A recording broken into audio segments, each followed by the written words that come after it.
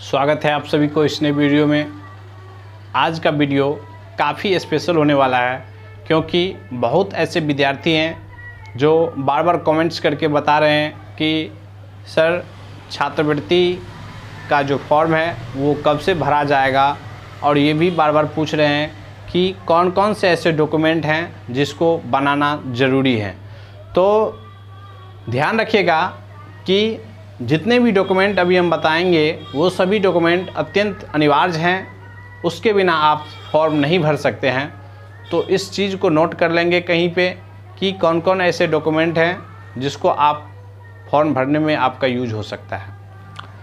तो ध्यान दीजिए, सबसे पहले चर्चा कर रहे हैं कि यहाँ पे ये जो फॉर्म है ये फॉर्म क्या है, इसका पूरा नाम क्या है।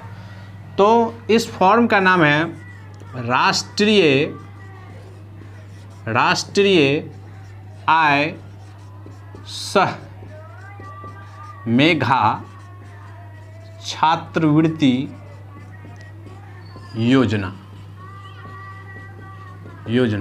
ध्यान से सुनेंगे, कुछ हम इस पर डिटेल्स जानकारी आप लोगों को साझा करने जा रहे हैं कि जो भी नए विद्यार्थी हैं और जो भी पुराने विद्यार्थी हैं जिसको इसके बारे में नहीं पता है वो कृपया थोड़ा ध्यान से सुनेंगे ताकि मैं एक एक बात को बता सकूं।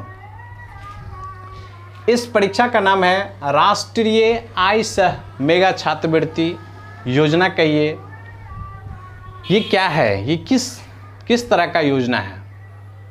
तो ये छात्रवृत्ति से संबंधित एक महत्वपूर्ण योजना है कि गरीब विद्यार्थी, जो भी गरीब विद्यार्थी हैं जिसके माता पिता की इनकम 3 लाख रुपया से कम है, उसके लिए ये विशेष करके योजना जो है सो लागू किया गया है। ये योजना केंद्र सरकार की है जिसमें सभी राज्य का अपना अपना भागीदारी होती है। सभी राज्य इस योजना में भाग लेते हैं और उसके अंदर जितने भी छात्र हैं, राज्य के अंदर जो भी छात्र हैं जो क्लास 8 में पढ़ रहे हैं, क्लास 8 में, ध्यान से देखेंगे, एक एक जानकारी को बताएंगे। जो भी विद्यार्थी क्लास 8 में पढ़ रहे हैं उसके लिए ये छात्रवृत्ति योजना का फॉर्म निकल के आ चुका है। ये इसका फॉर्म भरने का जो डेट है वो आपको 10/10/2023 से फॉर्म भरा जाएगा। तो ये 8वां में जो अभी विद्यार्थी जो पढ़ रहे हैं, जो भी हमको देख रहे हैं, वो ध्यान से सुनेंगे क्योंकि ये आपके उज्जवल भविष्य के लिए ये बहुत ही सुनहरा फॉर्म है। यहाँ से आपको क्या सब मिलेगी वो हम आपको बताने जा रहे हैं। इस परीक्षा को पास कर लेने के बाद आपको सरकार के द्वारा 12,000 रुपये सालाना, 12,000 रुपये सालाना आपको सालाना देगी, और वो भी 4 साल के लिए देगी, 4 साल के लिए देगी। और इसका जो कट ऑफ मार्क होता है, जो पास करने का जो मार्क होता है, वो बहुत ही सरल होता है। आज तक हज़ारों विद्यार्थी जो है सो इस योजना का लाभ उठा रहे हैं, और मेरे द्वारा इस योजना पे, इस परीक्षा को लेकर के विद्यार्थी को 5 सालों से हम तैयारी करवाते आ रहे हैं। तो जो भी विद्यार्थी अगर चाहते हैं कि सर के मार्गदर्शन में इसको तैयारी करें, वो ध्यान से इस चीज़ को सुनेंगे और साथ ही मेरे चैनल को सब्सक्राइब कर लेंगे, क्योंकि जैसे ही मैं अगला वीडियो लेके आऊँ तो आप लोग को जो है सो सूचना मिल पाए। तो ये सरकार के द्वारा ये योजना है, ये 12,000 रुपया करके आपको सालाना देगी, यानी एक मंथ के लिए आपको हो गया 1,000 रुपया। ये आपको छात्रवृत्ति के रूप में ये देगी 1,000 रुपया आपको 4 साल के लिए देगी। तो 12 चौके टोटल हो गया आपको 4800 रुपया, 48,000 रुपया, यानी 48,000 रुपया सरकार आपको देगी पढ़ने के लिए। और दूसरी बात है, हम बात कर रहे थे कि इस फॉर्म को भरने में आपको कौन कौन से ऐसे डॉक्यूमेंट हैं जिनका लगना अति आवश्यक है। तो सबसे पहला नंबर है जाति प्रमाण पत्र। जाति प्रमाण पत्र। दूसरा हो गया निवास प्रमाण पत्र। निवास सॉरी निवास नहीं, निवास प्रमाण पत्र का आवश्यकता नहीं है इसमें। दूसरा हो गया आय प्रमाण पत्र। तीसरा हो गया आधार कार्ड। आधार कार्ड का चूंकि नंबर लगता है, आधार कार्ड का जेरॉक्स नहीं लगता है। ये सब का आपका स्कैन करके जो है सो डॉक्यूमेंट अपलोड किया जाता है। और इसके बाद चौथा नंबर में जो है वो एक फ़ोटो लगेगा, फ़ोटो। और पांचवा नंबर में जो है सो सिग्नेचर।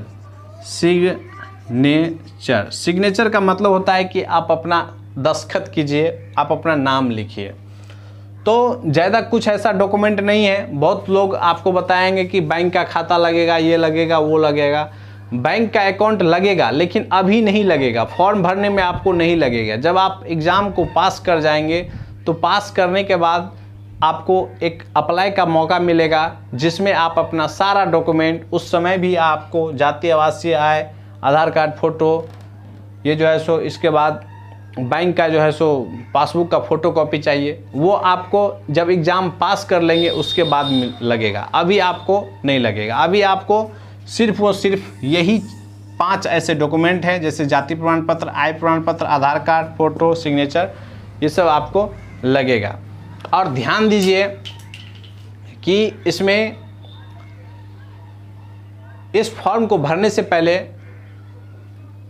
जहाँ पे भी आप पढ़ रहे हैं, जिस स्कूल में पढ़ रहे हैं, वहाँ के प्रधानाचार्य से ज़रूर संपर्क करें कि सर इस तरह का फॉर्म निकला है, जिसमें 8वां वर्ग के जो विद्यार्थी होते हैं वो फॉर्म में भरते हैं।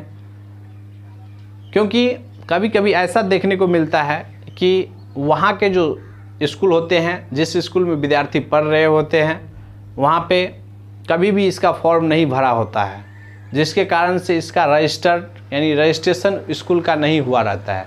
SCRT के साइट पे स्कूल का जो रजिस्ट्रेशन होता है वो नहीं हुआ रहता है, जिसके वजह से बाद में दिक्कत की सामना करनी पड़ती है, विद्यार्थी का फॉर्म नहीं भराता है।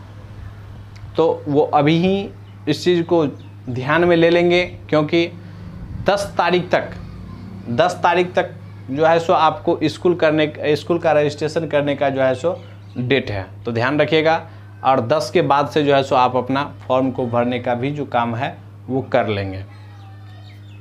और एक महत्वपूर्ण सूचना, जब कभी भी किसी भी स्कूल के जो भी विद्यार्थी एक जगह फॉर्म भरना अगर चाहते हैं तो आप रात्रि के समय में फॉर्म भरिए, ताकि आपका सभी विद्यार्थियों का जो सेंटर होगा वो एक ही जगह हो जाएगा।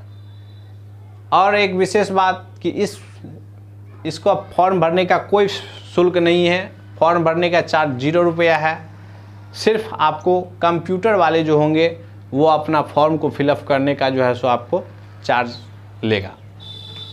तो चलिए इस वीडियो में इतना ही। विशेष जानकारी के लिए आगे फिर मिलेंगे नेक्स्ट वीडियो में। तब तक के लिए जय हिंद।